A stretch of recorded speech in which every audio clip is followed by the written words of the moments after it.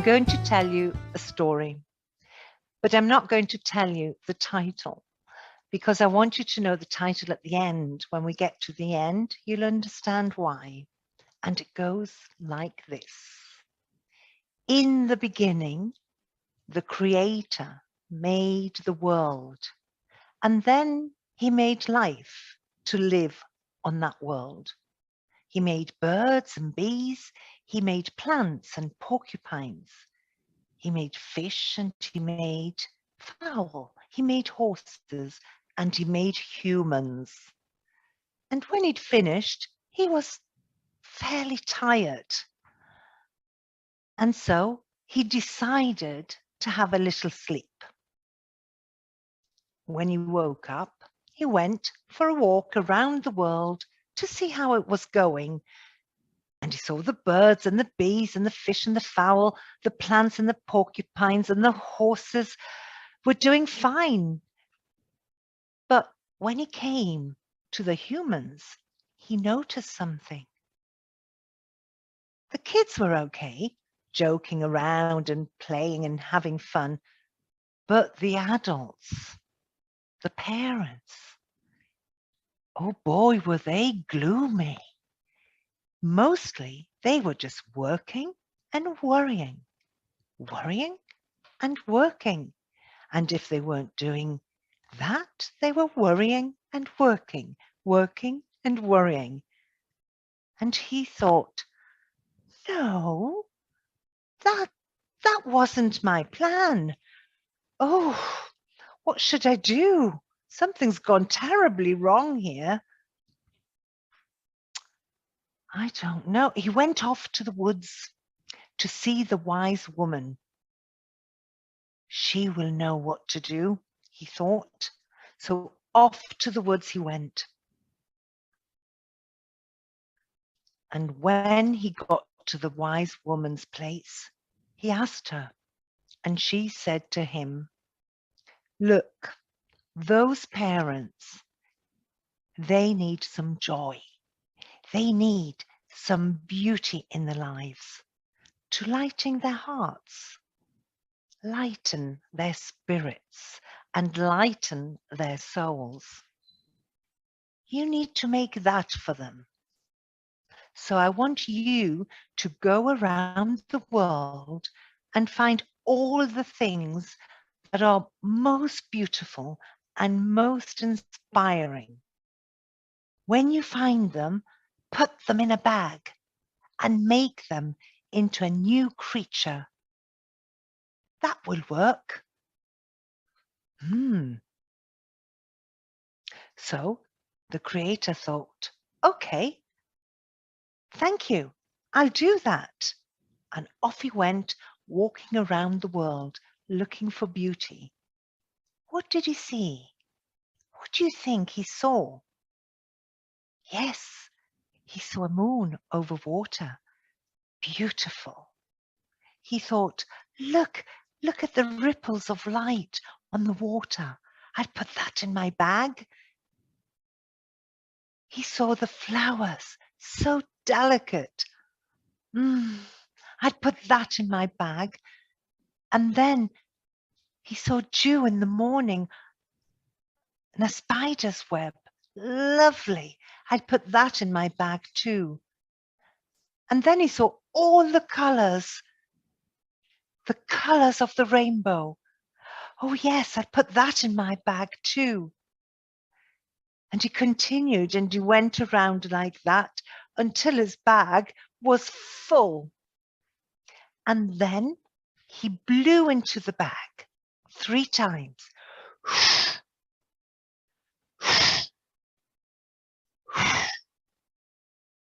And when he opened it, out of the bag flew 1,000 tiny, shiny butterflies. Beautiful. They were all the colours of the rainbow, as delicate as the dew, as delightful as the petals of a flower, and as beautiful as the moon on water.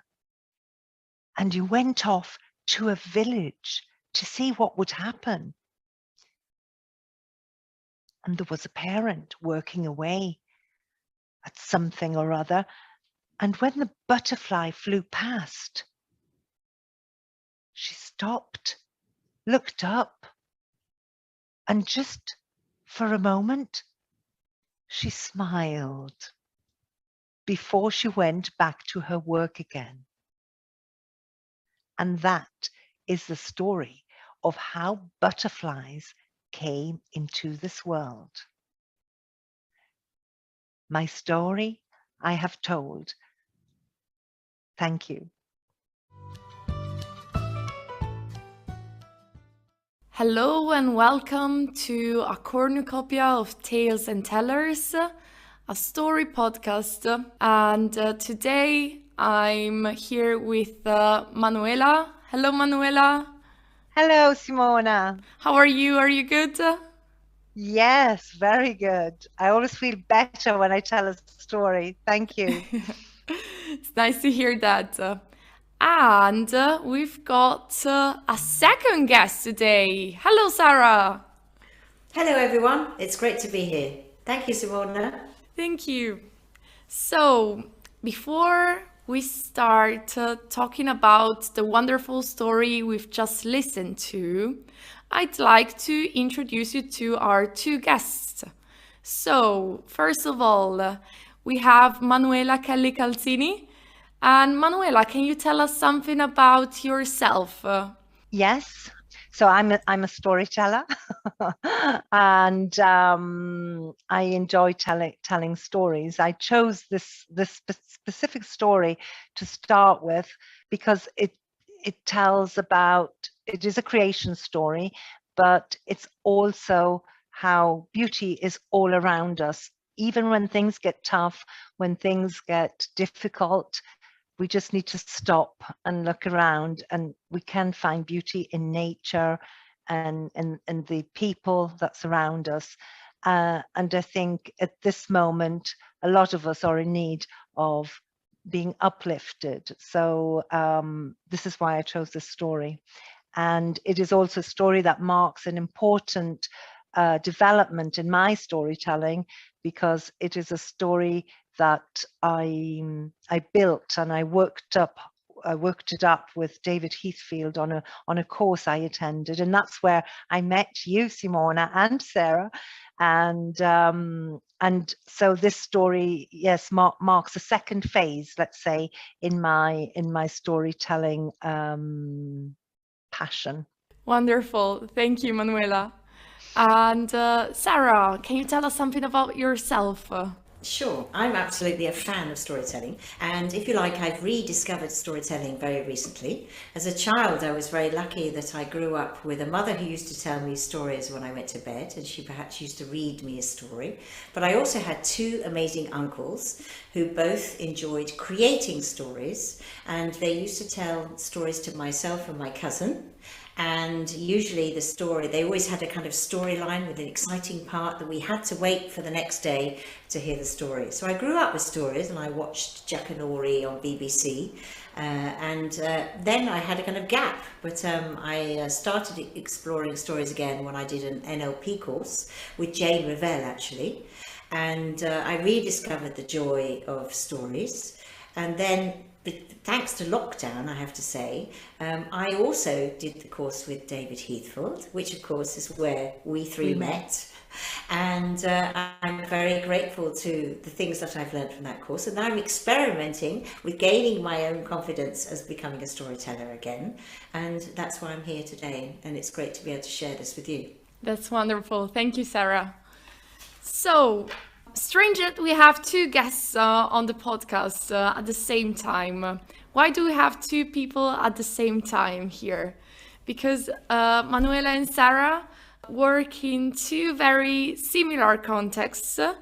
They have similar experiences from one point of view, but very different experiences from another point of view, because we can say that Manuela is more like a seasoned storyteller, whereas Sarah is just starting out and experimenting with it. So I thought it would be nice to have the two of them together here to talk about what they do with storytelling, but with two very different experiences.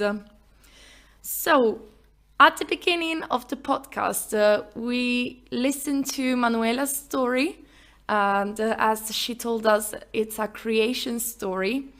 And she told this story during the crash course we did with David Heathfield. And I remember crying after your story, during your story, during the course. It's absolutely wonderful. Do you remember it, Sarah? Yes, I do, and it's the way that Manuela told it, and now she tells it now is just incredible, very moving. So it is a beautiful story. Yeah, absolutely. I think at that time, Simona, when I did tell her, all the emotions came across because I was unleashing something that was within me and I couldn't bring it out. And thanks to the course and the community that we built together with David, I was able to unleash that. And I think that was a unique moment when I told that story. But every time we tell a story, as David has taught us, we bring something different to it. Yeah, exactly. Absolutely. Yeah. And it also links to, I don't know why, but when you told this story now, it reminded me of another story you told. And for those of you listening who don't know what I'm referring to, you can go to the World Storytelling Cafe website, look out for an event we did in celebration of David Heathfield. And Manuela told a wonderful story about a tiger who was looking for his lost smile. And it has a wonderful connection with that story, I think, because it talks about beauty, talks about finding yourself again. Do you like telling stories like this to uplift people, Manuela? Well, I was very fortunate to meet many storytellers in my life, and one of them was the storyteller that was the founder of the Society for Storytellers, which I'm a member of, and of late she's recently died. Grace Hayworth, Grace Hayworth, the storyteller, and she was in a home. And when I went to the UK to tell stories, I always used to go and tell stories during Story Week. This is the first year I haven't been able to go in February, and I was invited to a school where Grace Hayworth was telling stories to children. And talking to her, I realized how storytelling can be healing. And I told storytelling in a lot of children's hospitals and hospices in England. So yeah, I feel that a story has to leave you refreshed, uplifted. That's what storytelling's about. In adulthood, children love to hear stories, but it's a relaxing way to fall asleep in the evening. So maybe I've never really thought of it in depth, Simona. You're asking me a very deep question that I haven't thought about. But yes, I do believe that stories have a healing. So I do look for that kind of story where there is a positive message, a message that will inspire. It's interesting how we look for stories in moments when there's perhaps a change in our life. So in my case, I was very lucky that I wasn't able to go to UK for Christmas, as I've always done, and that David Heathfield's course was running at Christmas time.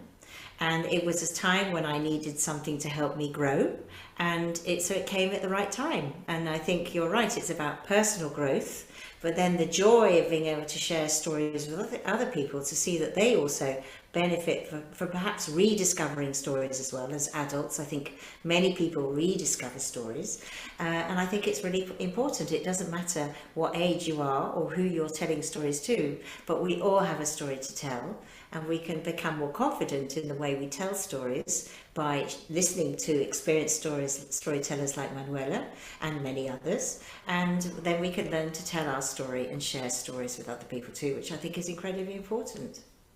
Wonderful, Sarah. Yes, and you mentioned two things while you were speaking. First of all, storytelling can help everyone, and everybody has a story to tell. And these leads me to my next question to both of you. How do you use storytelling in your job? So, because you both work in a NEFL environment, so you work with teachers in teacher training. So how do you use stories in your work, and how do you think teachers, students, etc. benefit from them? I kind of feel that it's important to help teachers see the benefit of their own personal story. So sometimes actually reflecting on why they're a teacher, how they became a teacher, and sharing that story with other professionals is a way to start telling stories.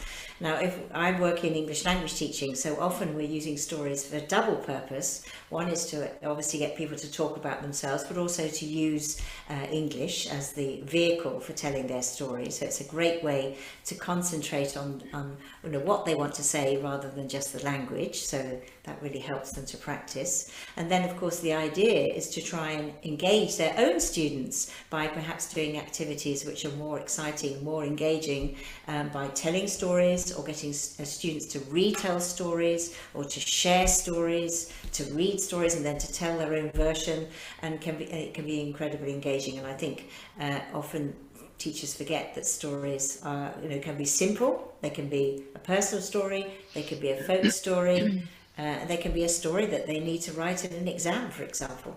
It can be very stimulating and engaging if we experiment with the language and try different storytelling techniques. I think people need to have some of the structure. I really benefited from the course with David because he gave us some storytelling techniques. So to share that with other teachers for me is a great pleasure, and I thank David for that.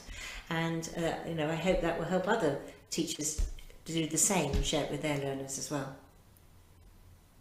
Absolutely, I'm sure it does. And Manuela, you work in teacher training, but also at university. Is that correct? Yes. We've long known that the arts can contribute to student academic success, as Sarah was saying, and emotional well-being. I do need to keep that there. And the ancient art, before teaching, there was storytelling. And this art of storytelling is really, I found before the course, I didn't feel I was allowed or to use my hobby, my passion, in my work. So I wasn't exploring enough. But after David's course, the CREST course, I started using storytelling for student exploration. And as a folk art, storytelling is accessible to all ages and abilities, and no special equipment beyond the imagination and the power of listening and speaking is needed to create artistic images. And we're involved in English language teaching and learning, where listening and speaking are still the more difficult skills. And as a learning tool, storytelling can encourage students to explore their unique expressiveness and can heighten their ability to communicate thoughts and feelings in a lucid manner. And these are these benefits transcend the art experience to support daily life skills, just like my story, the creation story. And I mean, we're now living in a very fast-paced, media-driven world, and I think storytelling can bring a nurturing way to remind our students but us as well, that the spoken word, that our spoken words are powerful, and that listening is important, and clear communication between people is an art. That's absolutely great, Manuela. I absolutely agree with you. First of all, I could never have said it better. You you raise a very important issue with the fact that our students, and I'm talking about my students as well, because I'm a teacher for those listening who don't know. Our students are unlearning how to listen to people and how to be patient, to wait for the end, and but most of all, yes, to listen to people. So even listening to a short folktale is a great effort for them, and also it gives them confidence to be listened to and to understand that they have something very important to say and that somebody might want to listen to them. So and this connects also with what Sarah was saying about teachers telling the story of why they became teachers, and so stories also help us understand more about ourselves, and why we are doing what we are doing, and find the motivation to do it better, which is very important for teachers. Sarah, you mentioned storytelling in your childhood. Yep. So was it your uncle? Well, my mother first, who used to tell me stories. I think my mother was a teacher. She also understands the importance of telling stories and children hearing stories. And it obviously develops that special relationship with your relative as well, obviously with my mother in this case. But my two uncles also told stories, and one of them actually went on to write a story, as well as writing the story, well, let's say my grandmother's story, who lived to be 98, and so she had lots of stories to tell of how she could remember the funeral of Queen Victoria, the start of the television, etc., etc. And she got to her 63rd diamond wedding anniversary with to my grandfather. So lots of stories, and we enjoyed sharing those kind of family stories. But he wrote the story as well as children's stories. That's fantastic. I would love to listen to this story. So maybe Sarah, you should revise it and then come and tell us this story, the story of the funeral of Queen Victoria. It's quite amazing, isn't it? Yeah. 1901. Yes, she was 98, so she was born just at the end of the last century. So she was just a small child, but she remembered the funeral. Quite amazing. That's fantastic. And I think, Manuela, I think we were talking about this before we started the podcast, that you too have childhood memories of people telling stories to you. Yes, I come from the north of England, so Northumberland is full of storytellers, and my two uncles too were very good storytellers, but this was a tradition passed down to them from my grandfather, who was the first to tell us children's stories every night when he took us to bed when we stayed at our grandparents', and as children, we loved that moment under the. I mean, he would tell us ghost stories, really scary stories, not very. So it's a wonder that we didn't have nightmares. But that was a really special moment of my childhood that I still remember today. And then to carry on that tradition were my two uncles, who Kevin and John, and I can still remember Uncle John's stories. And it dawned on me as we were talking earlier, it dawned on me just recently where this innate desire and wish and need to tell stories comes from. Yes, and also like having childhood memories of people telling stories to you. Does it inspire you to tell stories to children now that you can tell stories to them, so that they might have childhood memories of people telling stories to them as well? Absolutely. I always tell children stories, and I even exaggerate, make them real, have them live in fantasy world as much as possible. Yes, I also, maybe we didn't mention, I also work at university, and I work with to-be teachers. So it's a training college for teachers, for primary school teachers. And just recently, I've supervised an MA student who's discussed her dissertation, and she brought her research topic was actually using storytelling in primary education. And you may have heard of the storytelling schools in London, where this approach, this method was taken also to remote areas, and it demonstrated that children learned progress faster, and they were more motivated, and there was less dropout from school.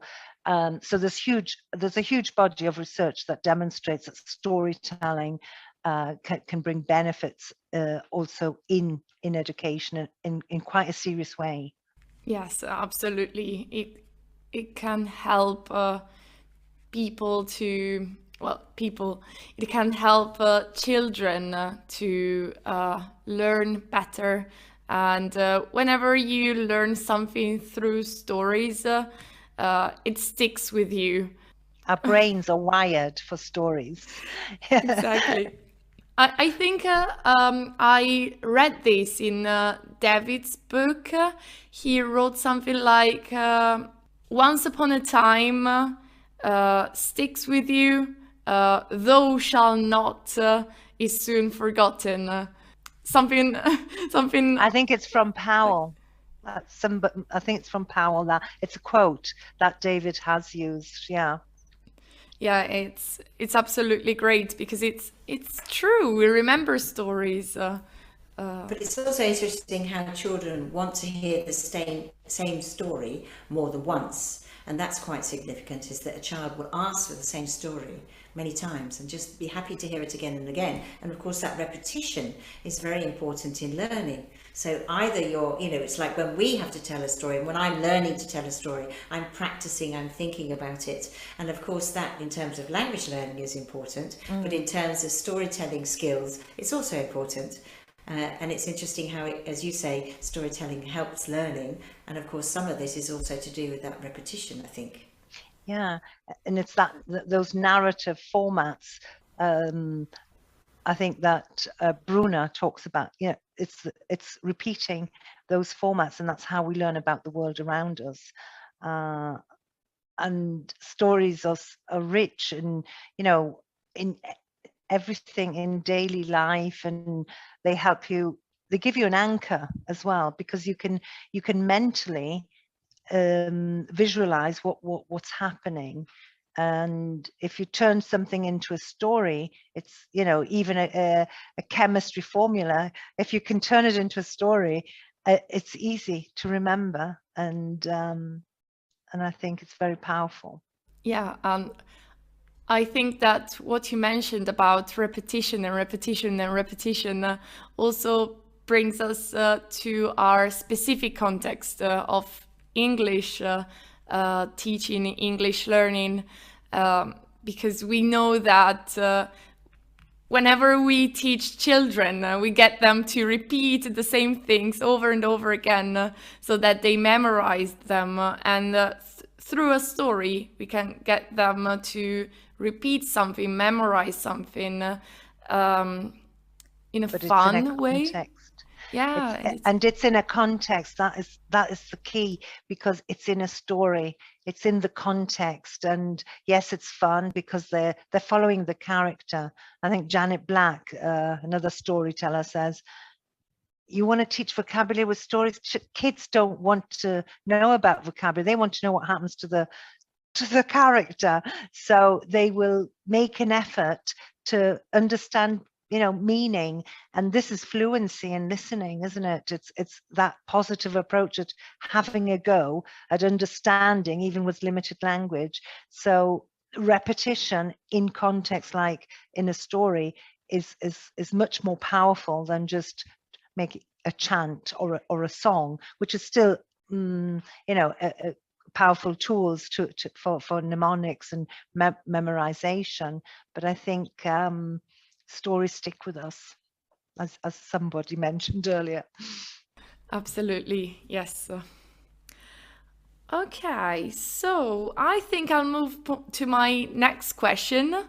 And it's mainly a question for Manuela, but it was actually suggested by Sarah earlier on. She said, oh, you've got to ask her about this.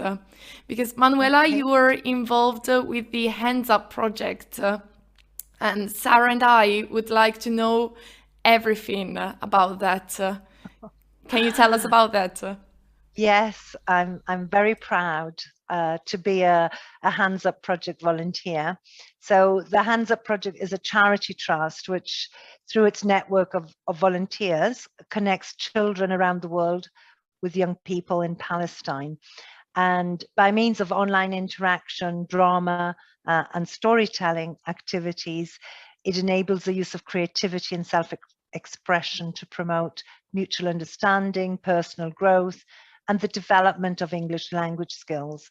So it's, for me, an honor, and I really enjoy my time spent with the Hands Up team. And last year, I ran a Saturday afternoon storytelling, Abracadabra, Abracadee. And I'm hoping to start again this year. And the children are so appreciative, and it really makes a difference in their lives, opening a window, to the world, a world they cannot see or visit. It can be very emotional, but what I've learned with the Hands Up project is, as a volunteer, you get so much more back, so much more than you give. So I encourage everyone to on Sunday we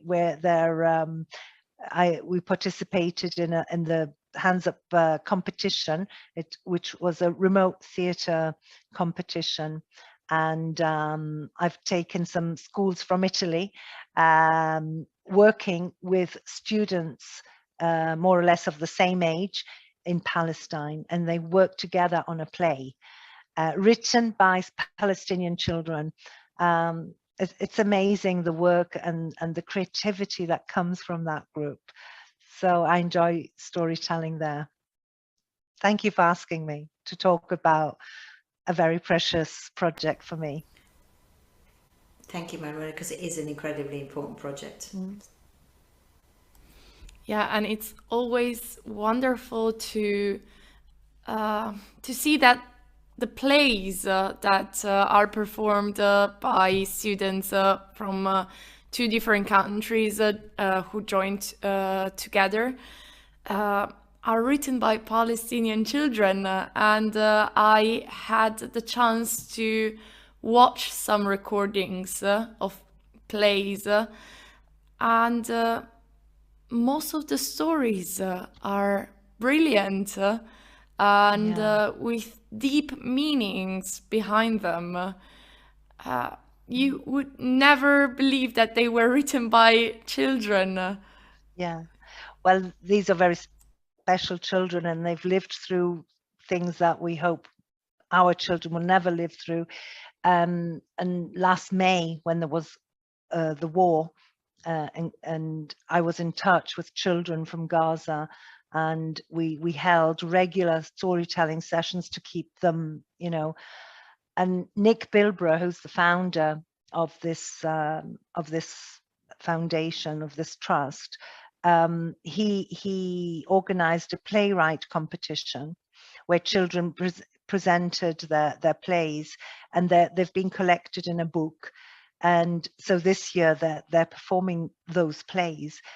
But I agree, some of those plays are so crude, or so, they really talk about their reality, but seen from the perspective of a child or of a teenager, which makes them so much more beautiful than what you hear on the news. Absolutely. And so, for those listening, please check out the Hands Up project because it's really amazing. I hope to be part of it one day when I find the courage to write my application as a volunteer. And, Yes, do. and They're I always looking. They're always, there's never enough people, because it's great that there are so many teachers and students coming to the Hands Up project. And we help them with their English. So there's always something to do. You don't get bored. And this year and last year, the Hands Up project won the Eltons Award, which is a sort of Oscar in the ELT world for the work that they've done. So yeah. well, that's fantastic. Manuela, I know you do lots of work with children, and I think you've also been in the World's Storytelling Cafe as well. Is that right? Yes, I have, Sarah. And thanks to the pandemic, I bumped into I didn't know about the World Storytelling Cafe, but since it moved online, I started becoming interested. And one of the challenges or opportunities that David posed me at the end of the course was to go and tell stories on the World Storytelling Cafe. So I got in touch with John Rowe, who is the curator of the World Storytelling Cafe, and he invited me to tell stories for children, which is on a Friday. It was a Friday night.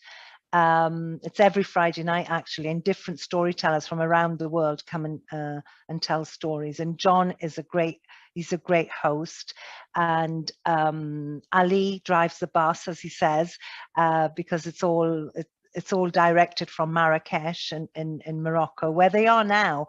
These storytellers are there right now. And this evening, Tuesday evening, is Children's Night, where children are invited to tell stories. And Jasna May, she's been telling stories with the Storytelling Cafe, was telling a story this evening. 2 children, 12-year-old, holding a whole session telling stories to children. She's amazing, and she's grown with the World Storytelling Cafe.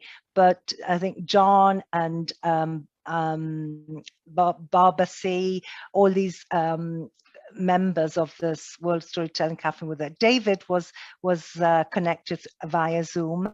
So I don't know, it's a place where storytellers meet, and again, we share our time there. But yes, children from India. I've brought children from Italy to tell stories on a Tuesday night. I'm hoping to bring more.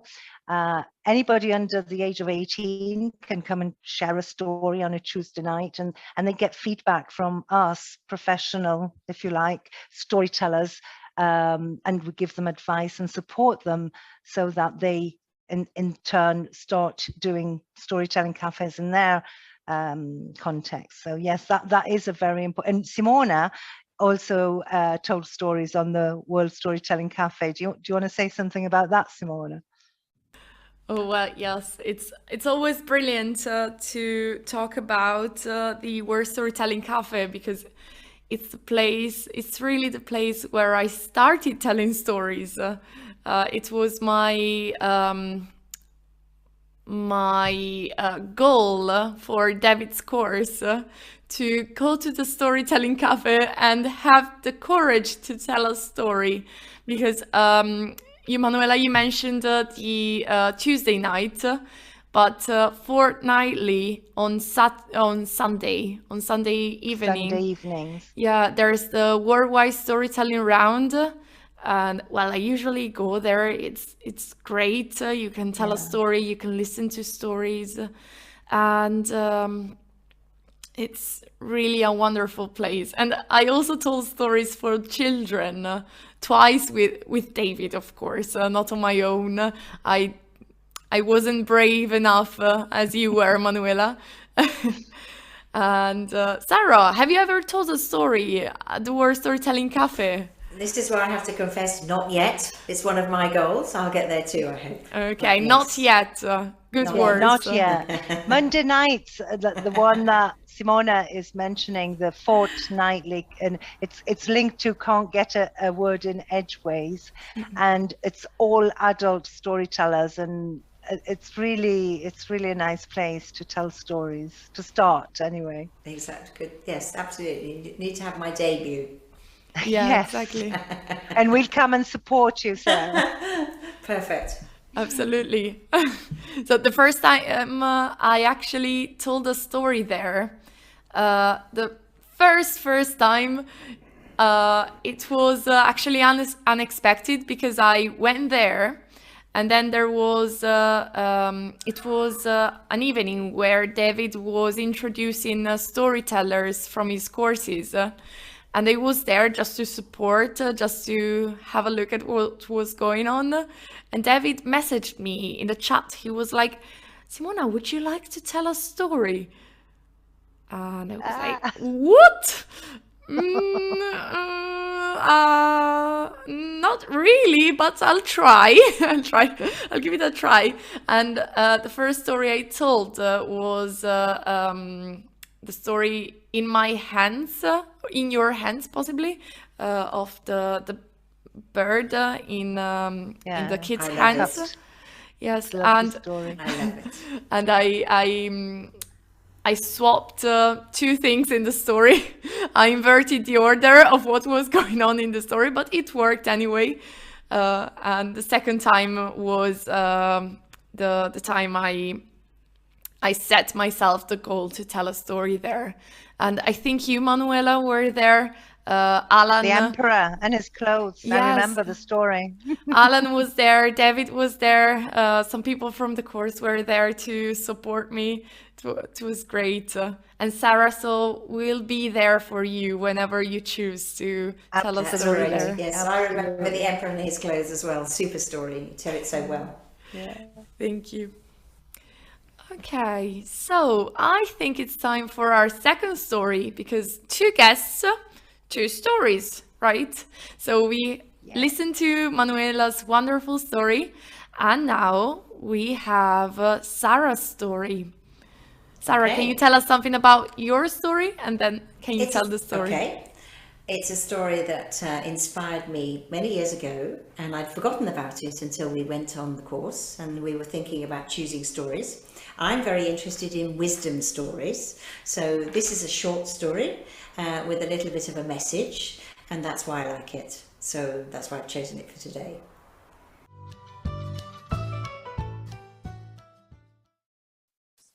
Many years ago, in a small village far, far away, there was a farmer who lived with his daughter.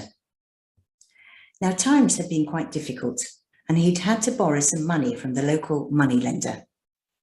The local moneylender, by the way, was old and very ugly, but he was very, very interested in the farmer's beautiful daughter. One day, he decided to propose a bargain to the farmer. He said that he would forgo the farmer's debt if he would let him marry his daughter. Now, you might imagine that both the farmer and the daughter were really horrified about this, but of course they owed him money. The moneylender was actually very cunning. and he suggested that they let Providence decide the daughter's fate, and that he would ask her to pick a pebble. He said he would put one black pebble and one white pebble in an empty bag, and then ask the girl to choose one. If she chose the black pebble, then she would have to marry him, but her father's debt would be forgiven. If she picked the white pebble, however, she wouldn't have to marry him, she'd be free, and her father's debt would be forgiven anyway as well. And the third option was that if she didn't choose, then her father would go to jail. Now, they were standing outside, so there were lots of pebbles on the ground, and the moneylender bent down to pick up 2 pebbles. Fortunately, the girl was very quick, and she saw that as he picked them up, he picked up 2 black pebbles and put them in the bag. And then he held out the bag for her to choose. Now imagine that you were standing in that field. What would you have done if you were that girl? What advice would you have given her? What would you have told her to do? Well, as you will imagine, the story continues. So the girl put her hand in the money bag and took a pebble. Without looking at it, she fumbled and let it fall on the ground. And of course, it disappeared among the other pebbles on the ground, so you couldn't see which one. "Oh, how clumsy of me," she said. "But never mind. If you look in the bag for the one that's left, you'll be able to understand which pebble I took." The moneylender, of course, couldn't admit his dishonesty. So the girl changed what seemed like an impossible situation into an extremely advantageous one. And that's the end of the story. Such a wonderful story, Sarah.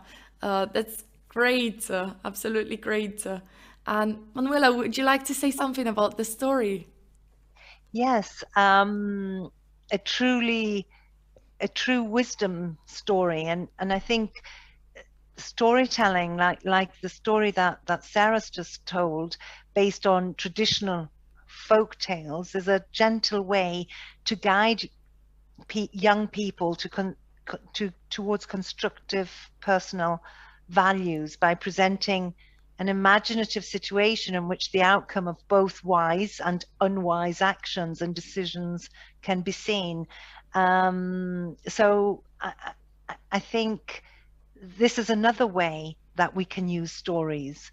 So thank you, Sarah. That was beautifully told. Absolutely beautiful.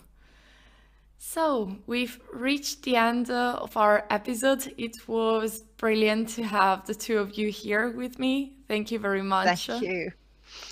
You've listened to an episode of A Cornucopia of Tales and Tellers, a story podcast. And today we had amazing Manuela and Sarah with us. Thank you very much again for being with us. Tune in soon for another episode with another guest teller. And for now, thank you for listening. Goodbye. Bye-bye. Good night. Have a lovely day. Thank you. Thank you, Simona. Thank you for having me and having us. Thank you very much. Bye-bye. Bye. Bye.